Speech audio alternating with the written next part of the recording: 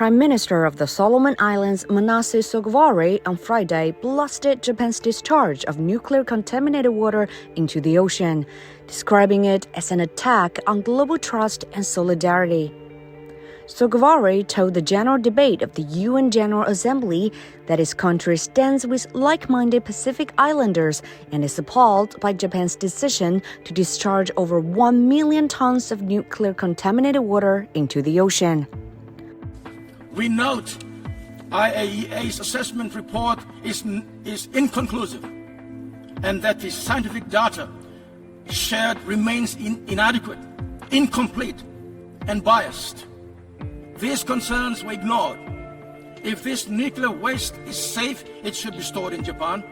The fact that it's dumped into the ocean shows that it is not safe.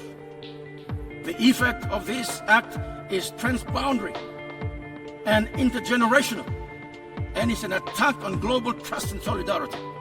So the message is clear. Our lives, our people do not matter. Sogavare said he has a moral obligation to speak against Japan's discharge of nuclear-contaminated water from the crippled Fukushima Daiichi nuclear power plant into the ocean. We call on Japan to explore other options in addressing the treated nuclear waste water and immediately stop discharging it into the Pacific Ocean. If we are to rebuild trust and reignite global solidarity, we must be honest and frank in protecting our oceans, which is the lifeblood of our people. Mr. President, I am morally and ethically obliged to speak for humanity, the voiceless, and our children's children. We are the ocean. It is our past, our present, and our future. It is the foundation of our very existence. It is our identity.